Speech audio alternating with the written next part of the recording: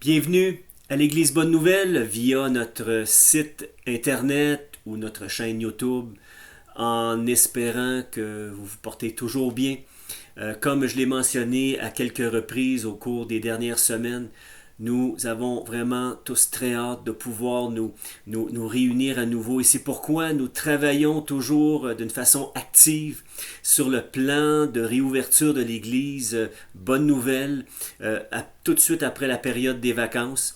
Nous sommes déjà, comme je vous dis, en préparation. On a du stock d'acheter pour mettre en place, pour sécuriser les lieux. Donc, c'est pour vous dire aussi, de tout notre cœur, on s'ennuie vraiment, mais vraiment de chacun de vous. À celles et à ceux qui nous visitent pour la première fois, je vous souhaite la bienvenue.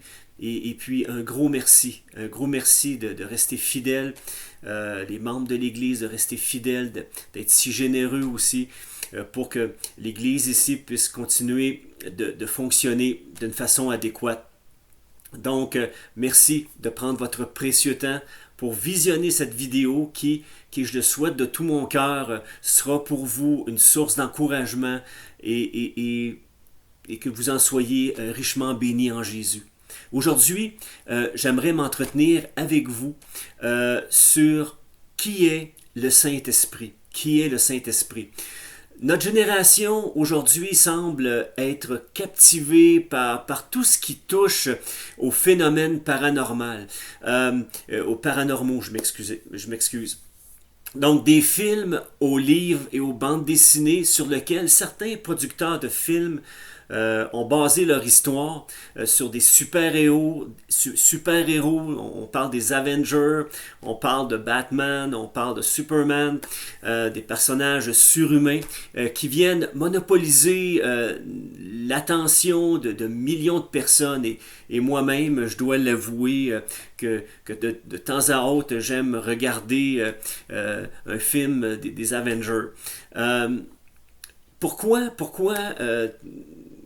ces films sur des personnages surhumains?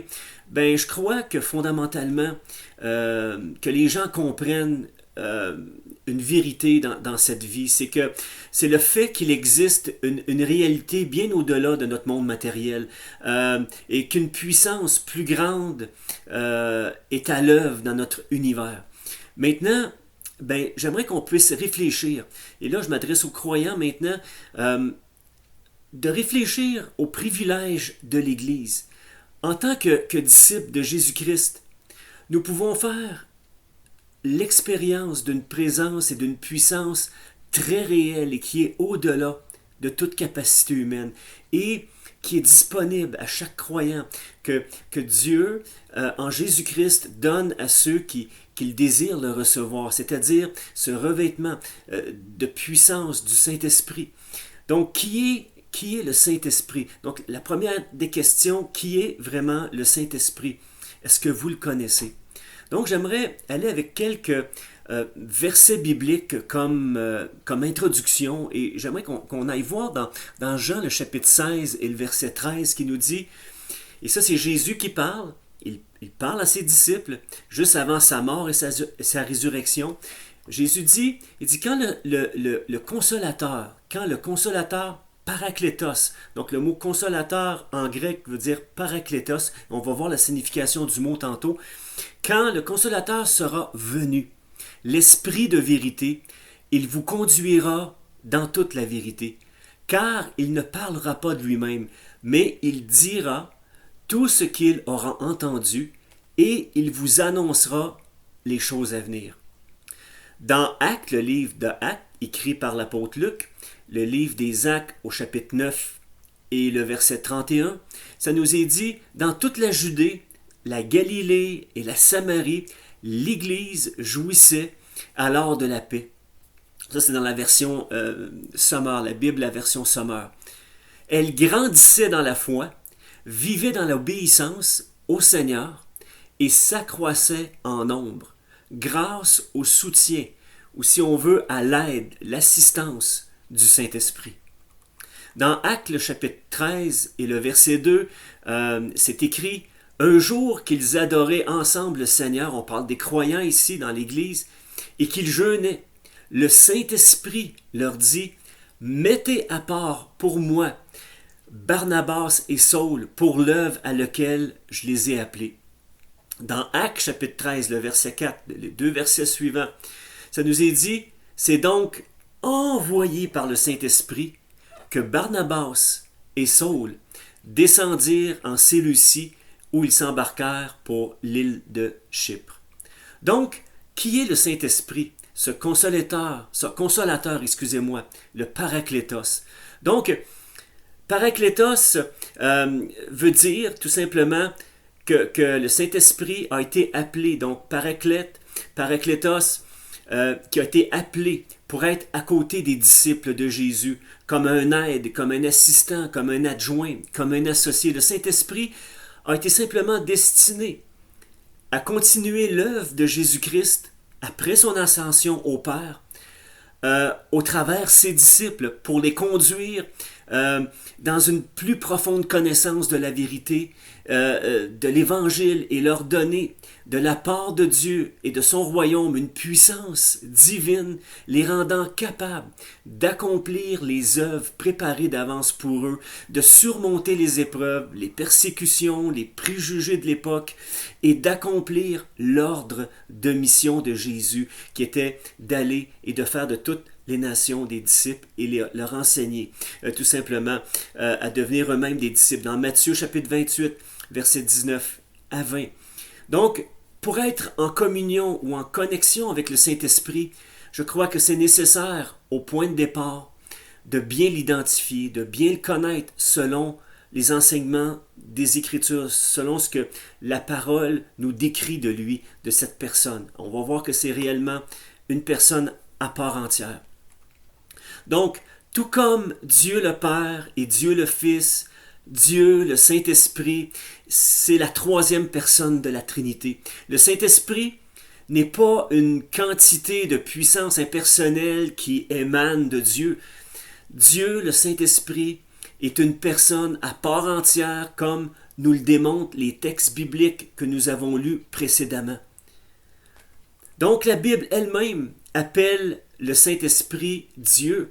Et parmi les choses que Jésus a commandé à ses disciples de faire juste avant son ascension, il y avait dans Matthieu chapitre 28, verset 19, « Allez et faites de toutes les nations des disciples, les baptisant au nom du Père, du Fils et du Saint-Esprit. » Donc, dans ce commandement de Jésus, et là, j'aimerais que vous gardiez votre attention, là, j'aimerais avoir toute votre attention.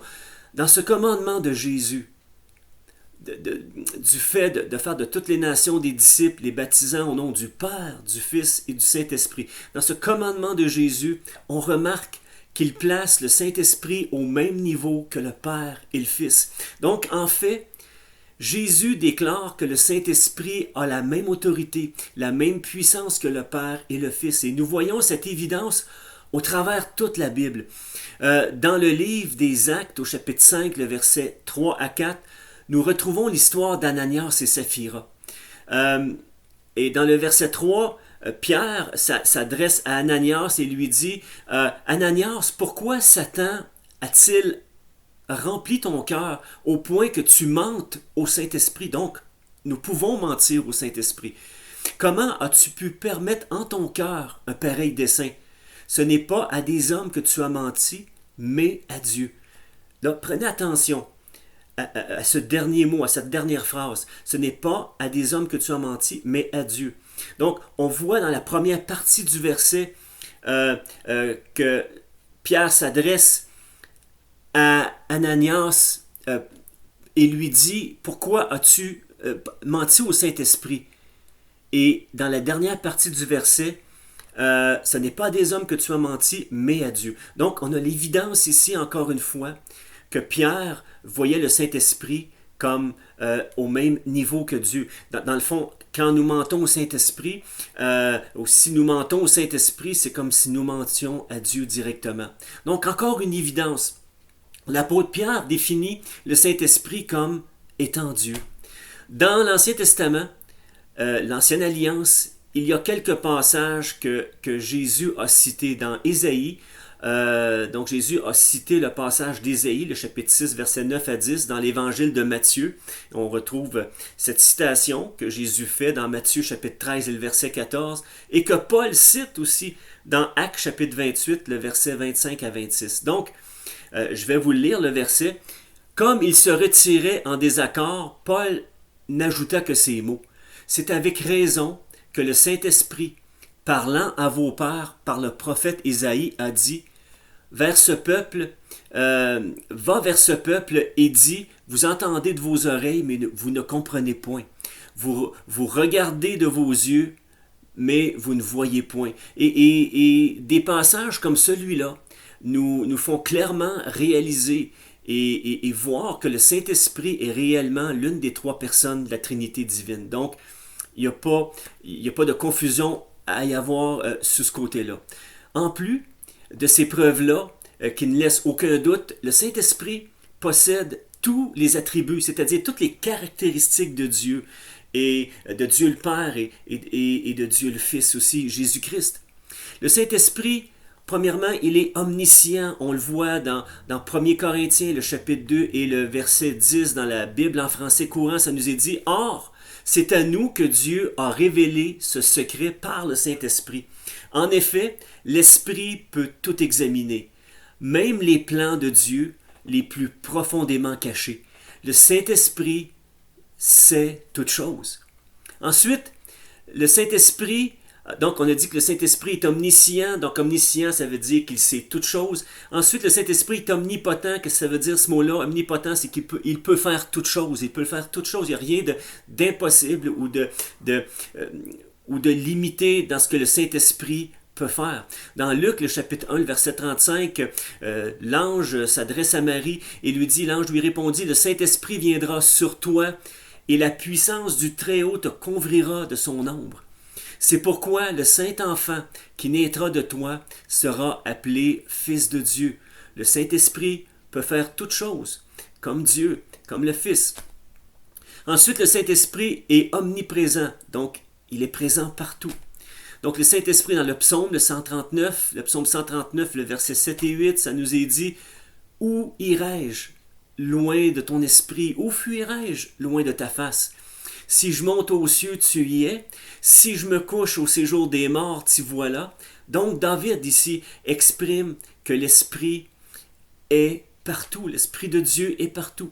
Le Saint-Esprit, tout comme le Père et le Fils, est un être infiniment grand. Donc, à l'évidence de ce qui vient d'être partagé, le Saint-Esprit possède une personnalité. Il est donc une personne.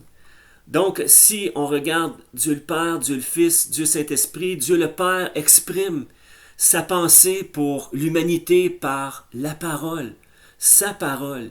Il a envoyé son Fils unique. Son Fils unique.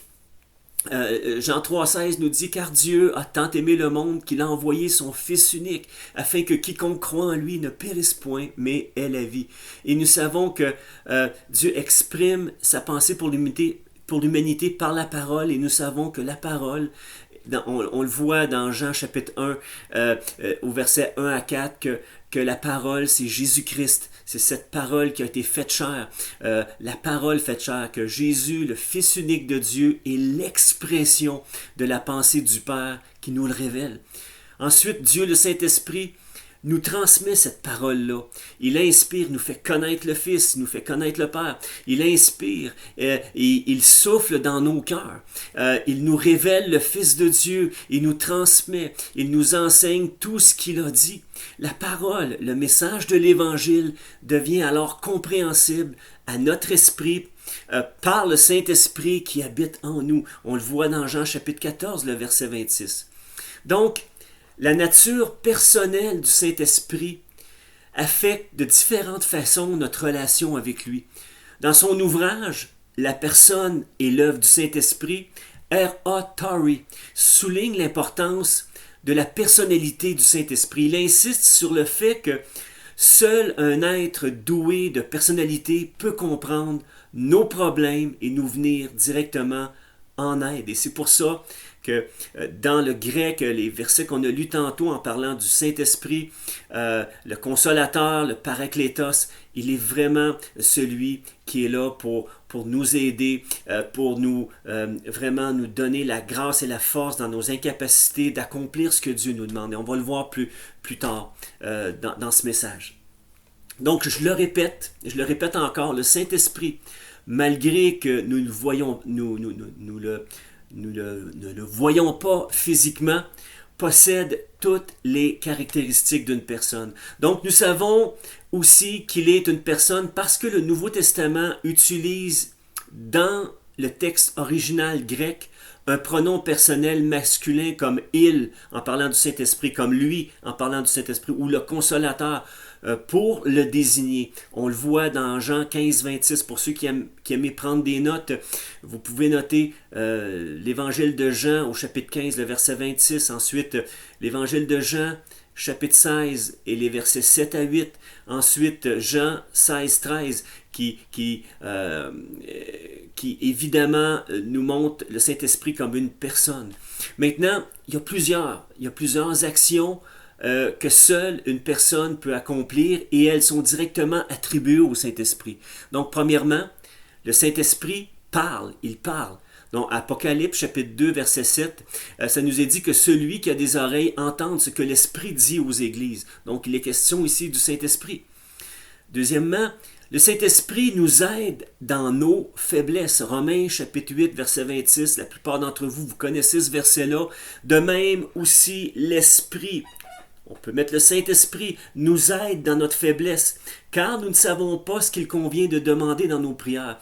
Et dans Éphésiens, le chapitre 6, le verset 18, c'est un verset qui me vient comme ça nous dit de prier par l'Esprit, de faire toutes sortes de prières par le Saint-Esprit. Donc le Saint-Esprit vient nous aider à faire les bonnes prières, à faire que les prières vraiment puissent atteindre leur cible et être répondues et toucher les besoins aussi. Ensuite, le Saint-Esprit, il prie pour nous dans Romains, encore une fois, le chapitre 8, le verset 26, dans la partie du verset où c'est dit « L'Esprit lui-même intercède par des soupirs inexprimables. » Donc, il prie pour nous, il intercède en nous, au travers nous aussi.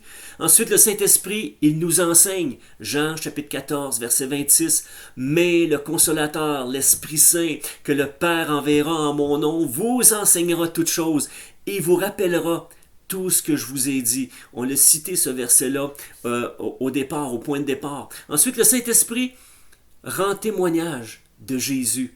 Jean, chapitre 15, verset 26. « Quand sera venu le Consolateur, que je vous enverrai de la part du Père, l'Esprit de vérité, qui vient du Père, il rendra témoignage de moi. » Donc, le Saint-Esprit rend témoignage de Jésus. Le Saint-Esprit, il nous guide aussi. Jean chapitre 16, le verset 13, ça nous est dit « Quand le Consolateur sera venu, l'Esprit de vérité, il vous conduira dans toute la vérité. » Il nous guide dans toute la vérité et non le contraire. Il nous guide selon les principes de la parole de Dieu et jamais contraire à ce que Dieu enseigne dans sa parole. Il va toujours être en symbiose avec ce qui est enseigné dans la parole de Dieu. Car il ne parlera pas de lui-même, mais il dira tout ce qu'il aura entendu et il vous annoncera aussi les choses à venir. Ensuite, le Saint-Esprit donne des directions précises, des ordres à celles et à ceux qui sont au service de Jésus-Christ. Dans Actes, le chapitre 16, le verset 6, ça nous est dit « Empêchés par le Saint-Esprit d'annoncer la parole en Asie », parce que le Saint-Esprit voulait les guider vraiment vers ce que Dieu voulait faire ailleurs. Donc, le Saint-Esprit a empêché Paul et ses compagnons d'aller en Asie et ils traversèrent, la Bible nous dit, Acte 16, 6, ils traversèrent la Phrygie et la Galatie et arrivés près de la Mysie, ils se préparaient à entrer en Bithynie, mais l'Esprit de Jésus ne leur permit pas. Donc, ils ont été vraiment dirigés où Dieu voulait qu'ils soient dirigés par le Saint-Esprit. Donc, le Saint-Esprit, il nous dirige. Il nous donne des directions qui sont claires et précises. Ensuite, le Saint-Esprit appelle des gens dans l'Église et les établit dans leur appel de ministère, dans leurs tâches qu'ils ont à accomplir, dans ce que Dieu veut qu'ils soient tout simplement. Dans Actes chapitre 13, le verset 2, ça nous est dit, pendant qu'ils rendaient un culte au Seigneur et qu'ils jeûnaient dans la Louis II 21, le Saint-Esprit dit, donc encore une fois, le Saint-Esprit donne une directive claire au travers des ministères qui sont en place, les enseignants, les prophètes qui sont là. Il dit, mettez-moi à part Barnabas et Saul pour la tâche à laquelle je les ai appelés. Donc, on voit une directive claire. Et le Saint-Esprit, on le voit ici, son rôle de mettre à part des ministères. Donc, quand nous laissons le Saint-Esprit amener cette drive dans l'Église, cette directive et nous montrer où placer les gens, où les envoyer, eh bien, c'est là que vraiment l'Église prend son envol et devient efficace. Ensuite, le Saint-Esprit console les croyants en Jésus-Christ. Actes chapitre 9, verset 31, ça nous est dit, les assemblées donc par toute la Judée et la Galilée et la Samarie étaient en paix, étant édifiées et marchant dans la crainte du Seigneur. Et elles croissaient par la consolation, c'est-à-dire par l'assistance, par l'encouragement qui est paraclésiste ici, du Saint-Esprit. Donc, elle était consolée, elle était encouragée, elle était assistée par le Saint-Esprit et il y avait une croissance. Et ça nous est dit dans d'autres passages que régulièrement le Saint-Esprit ajoutait des gens à l'Église. C'était son œuvre au travers l'obéissance des croyants, au travers l'obéissance des croyants. Donc ici, encore une fois, des caractéristiques propres à une personnalité sont attribuées au Saint-Esprit. Pour être une personne, une entité doit posséder certains attributs. Et on l'a vu avec ce qui vient d'être dit, ce qui vient d'être proclamé. Donc la connaissance des choses et des faits, des sentiments comme la joie, la colère, la tristesse et la volonté de décider démontrent que vraiment le Saint-Esprit est vraiment une personne à part entière. Donc le Saint-Esprit connaît toutes nos pensées secrètes et toutes nos circonstances. Il a une parfaite connaissance de tout ce que nous sommes. Et moi, là, juste de réaliser que le Saint-Esprit connaît les pensées secrètes de nos cœurs, qui connaît toutes nos circonstances parfaitement, qui nous connaît parfaitement mieux que nous-mêmes, ça me console dans le fait que je sais et je peux avoir confiance en sa direction et en son onction sur ma vie. Donc le Saint-Esprit possède aussi des émotions, des sentiments comme nous le démontrent les versets suivants. Dans Romains chapitre 5, le verset 5, ça nous est dit « Or, notre espérance ne risque pas d'être déçue, car Dieu a versé son amour dans nos cœurs par le Saint-Esprit qu'il nous a donné. » Éphésiens chapitre 4, le verset 30, ça nous dit « N'attristez pas le Saint-Esprit de Dieu, car par cet Esprit, Dieu vous a marqué de son sceau comme sa propriété pour le jour de la délivrance finale qui arrive très très bientôt. » Je crois que Jésus, plus que jamais, avec tout ce que nous vivons, avec tous les événements, Jésus revient bientôt. Ensuite, il y a Romains 8, 26 que j'ai cité 2 fois précédemment, qui nous dit de même aussi l'Esprit nous vient en aide dans notre faiblesse, que l'Esprit lui-même intercède pour nous et en nous par des soupirs inexprimables. Donc, le Saint-Esprit a des soupirs, donc il a des sentiments, il a des soupirs ici que les mots ne peuvent exprimer, nos mots par l'intelligence ne peuvent exprimer, ça se fait tout simplement par l'Esprit. Donc, ces passages-là du Nouveau Testament montrent que le Saint-Esprit ressent une variété d'émotions. Finalement, le Saint-Esprit possède une volonté et il exécute le plan parfait de Dieu le Père. Dans 1 Corinthiens chapitre 12, le verset 11, vraiment un verset qui vient démontrer cela. Ça nous dit ici, 1 Corinthiens 12, verset 11, « Un seul et même esprit opère toutes ces choses, les distribuant à chacun en particulier comme il veut. » Donc on voit ici que au sein de l'Église, au travers les dons spirituels, naturels et spirituels, au travers les dons ministères, que le Saint-Esprit vient opérer toutes choses, qu'il accorde à chacun des dons et une direction afin que l'Église en soit glorifiée, que l'Église puisse croître et grandir comme Dieu le désire. Donc, conclusion, le Saint-Esprit n'est pas une entité impersonnelle, un objet inanimé, une puissance inconnue que l'on peut utiliser comme nous le voulons, comme en pesant sur un bouton. Donc le Saint-Esprit est une personne absolument réelle et le Saint-Esprit cherche à utiliser des gens qui ont un cœur humble et soumis à Jésus-Christ premièrement, qui sont nés de nouveau et soumis à Jésus-Christ pour l'accomplissement de l'œuvre et de la volonté du Père dans leur vie et dans l'Église. Donc, notre obéissance à la voix du Saint-Esprit aura un résultat absolument au-delà de toute mesure dans ce que nous sommes, dans l'évangélisation personnelle, et de glorieux fruits vont en ressortir pour la gloire de Dieu dans tout cela. Donc, il peut demeurer et œuvrer avec nous et en nous si nous lui soumettons tout notre cœur et toute notre volonté à Dieu, à lui, à Jésus, tout simplement en désirant faire la volonté que Dieu désire que nous fassions.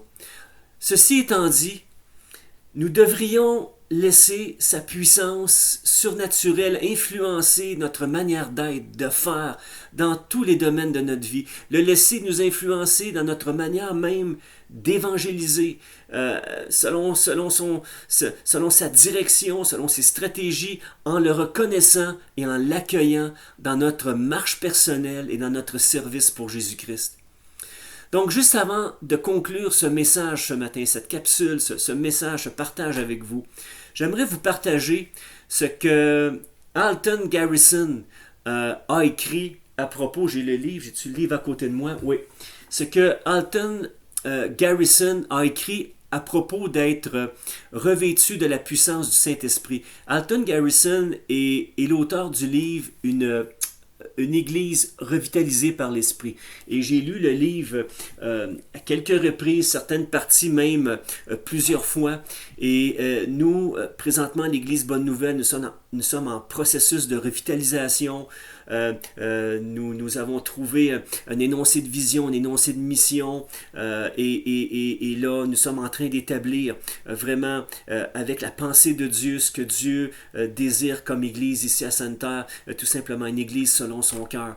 Et j'aimerais vous citer des passages, pas du livre, mais d'un article que Alton Garrison a écrit à propos d'être revêtu de la puissance du Saint-Esprit.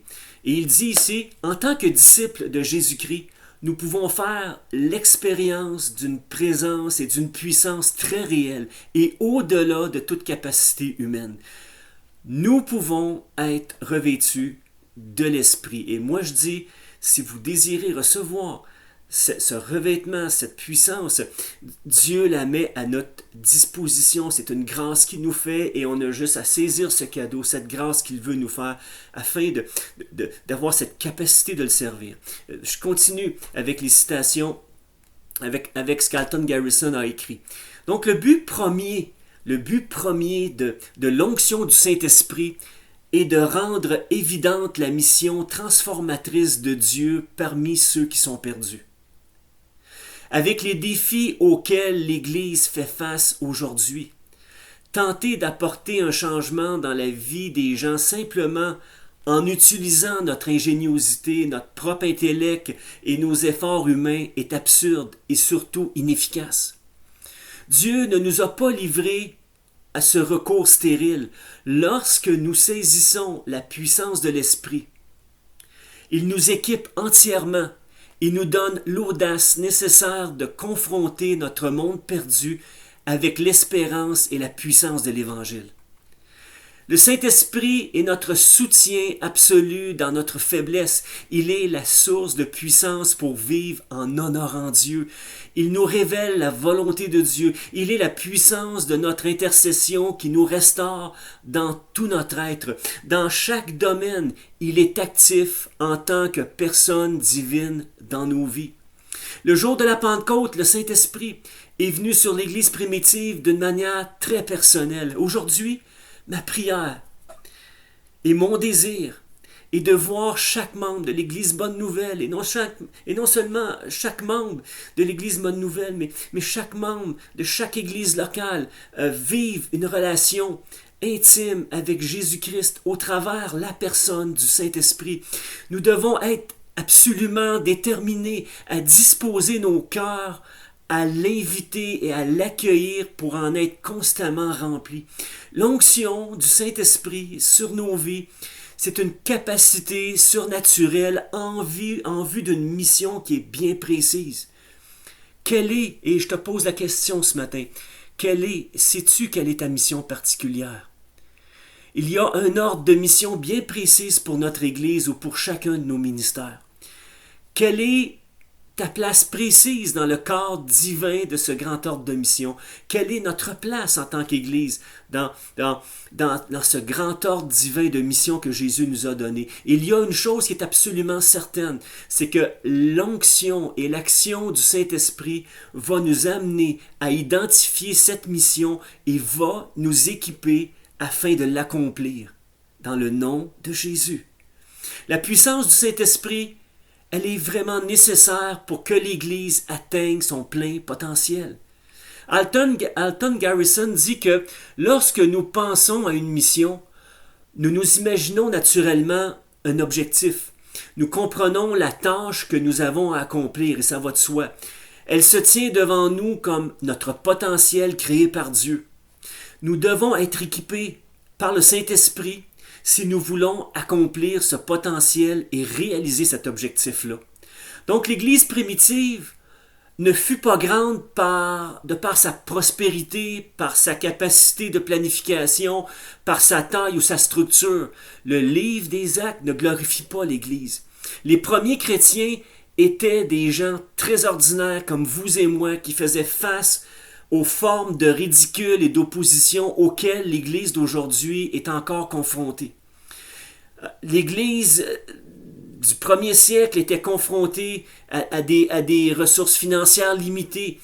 Ils se réunissaient dans des maisons et je crois que c'est ce qui va arriver dans les prochains temps où est-ce qu'on va revenir peut-être au modèle premier de base de l'Église et je crois qu'il n'y arrive jamais rien pour rien dans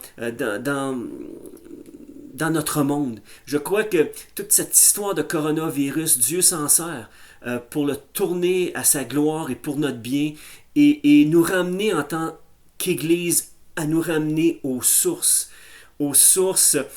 premières dont elle pouvait bénéficier de cette puissance-là et de voir des âmes s'ajouter chaque jour, des gens qui se convertissaient et qui se donnaient à Christ et qui devenaient eux-mêmes des disciples. L'Église se réunissait dans des maisons. Elle faisait face aussi à des préjugés de toutes sortes, comme nous faisons face aussi aujourd'hui, face à certaines incompréhensions aussi. Elles affrontaient le paganisme, toutes sortes de religions. Elles confrontaient la sorcellerie aussi. Donc la grandeur, la croissance de l'Église primitive était due à la présence de Dieu au milieu d'elle. Et ma prière, c'est ça. C'est que l'Église, bonne nouvelle, puisse vivre la présence de Dieu au milieu d'elle. Où est-ce qu'on voit régulièrement des prodiges, des miracles, des gens être complètement changés et transformés, voir des guérisons régulièrement, voir la main de Dieu, le Saint-Esprit agir puissamment au milieu de nous. Et je pense que ceux qui m'entendez, c'est votre désir aussi. Le Saint-Esprit revêtait et équipait les disciples de Jésus afin qu'ils aient un impact puissant et profond dans la vie des gens autour d'eux, dans leur communauté. L'apôtre Luc, l'auteur du livre des Actes, mentionne le Saint-Esprit ou l'Esprit 55 fois dans les 28 chapitres du livre des Actes. Le Saint-Esprit, c'est le personnage central du livre des Actes. Le Saint-Esprit a permis au potentiel de l'Église de devenir une réalité, de faire la différence dans un monde perdu et sans espoir. Et je crois que plus que jamais, nous devons nous laisser revêtir de cette puissance-là afin de voir les gens autour de nous être touchés, afin d'accomplir la mission à laquelle Dieu nous a appelés. Et je pense que vous êtes d'accord, nous sommes un avec cette affirmation-là. Alors, je termine avec ceci. Demandons à Dieu, chacun de nous revêtir de son esprit. Une vie remplie du Saint-Esprit, je vous le dis, c'est une vie qui est audacieuse. Le Saint-Esprit peut réellement transformer une personne de nature timide et craintive en quelqu'un d'audacieux. Et je pourrais amener tellement d'exemples là-dessus, mais le temps me manque.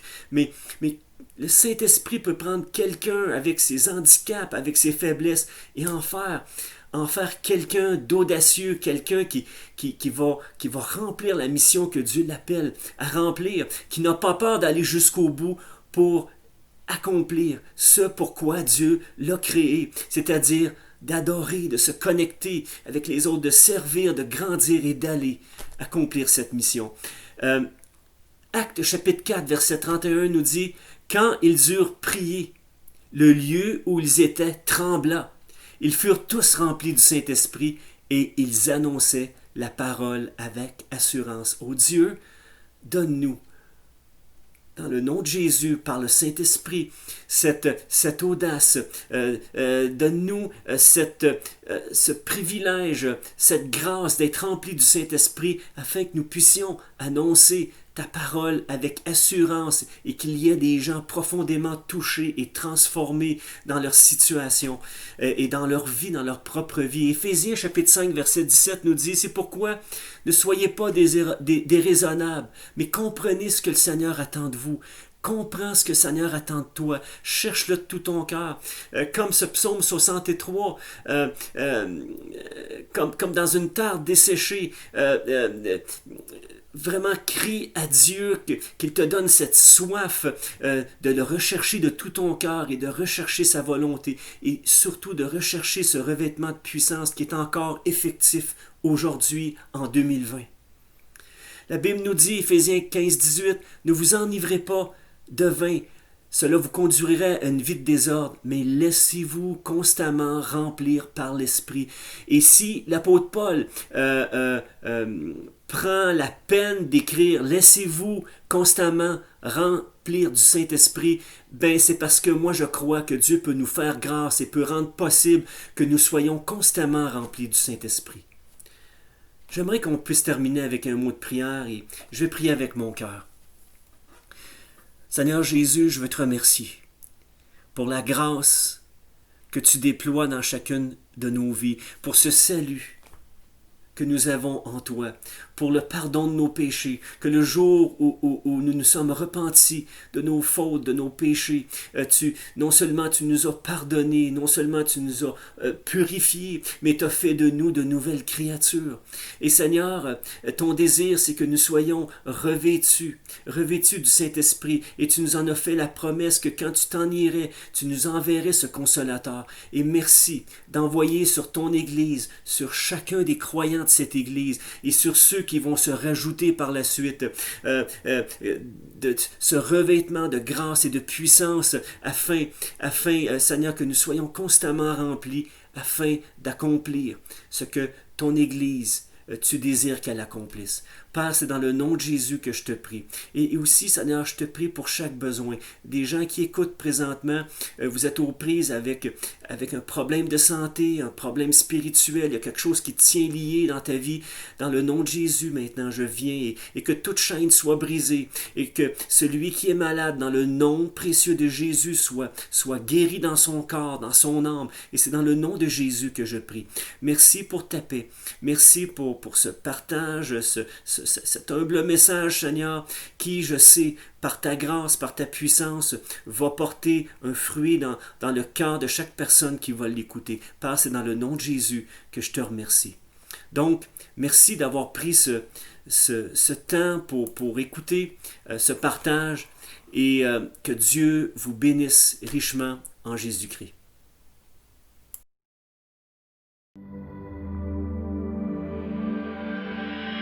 Et quand l'Esprit de vérité sera venu, il vous conduira dans la vérité tout entière, car il ne parlera pas de lui-même, mais tout ce qu'il aura entendu, il le dira. Il vous annoncera les choses à venir. Il manifestera ma gloire, car il puisera dans ce qui est en moi et vous l'annoncera. Ainsi la gloire du Père se révèle par l'Esprit. La gloire et la puissance de Jésus se révèlent par son Esprit. Ainsi quelqu'un qui a cru le verra. Alléluia.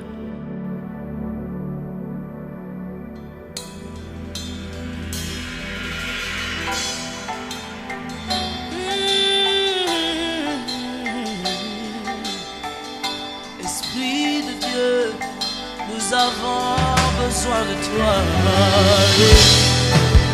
Souffle, Holy Spirit.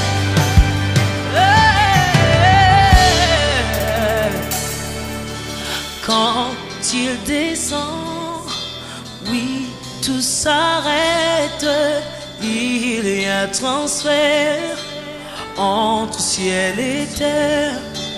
Quand il descend, l'atmosphère change. Il y a transfert entre ciel.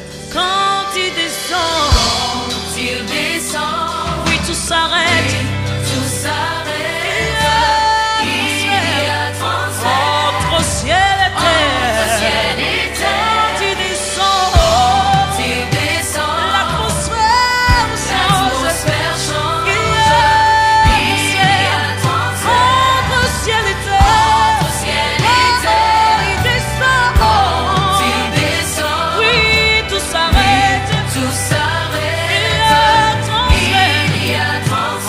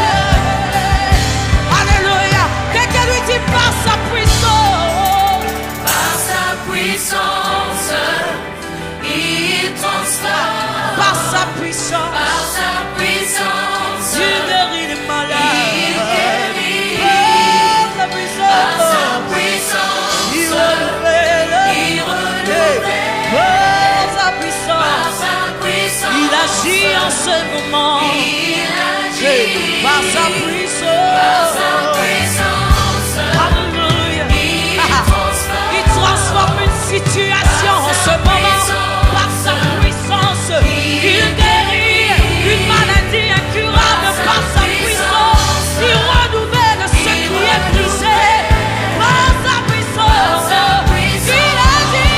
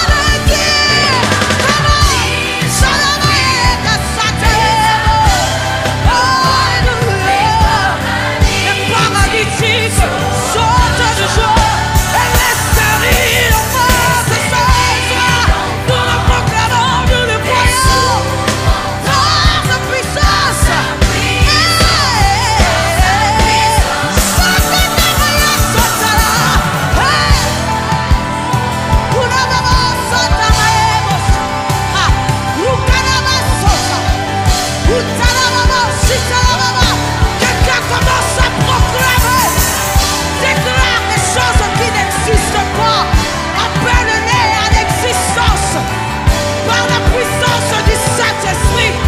Nous déclarons qu'il est parmi nous. Shalabo, Satamae, Yalabo, Satalebo, Unalabo, Sadeabo, Kanamae, Kanabo, Yabo, Sadamae. Sokatamae, Sota, Yalabo, Salaba, Inamae, Bosa, Sukanamae, Kanamae, Bosa, Onaneso, Imane, Bosata, Ibraso, Kanamayas, Yababos, Lalabos, Sukanamaes, Ukanamamamas, Itaramaes, Rubarabayas. Hallelujah. Hallelujah. Hey. Oh.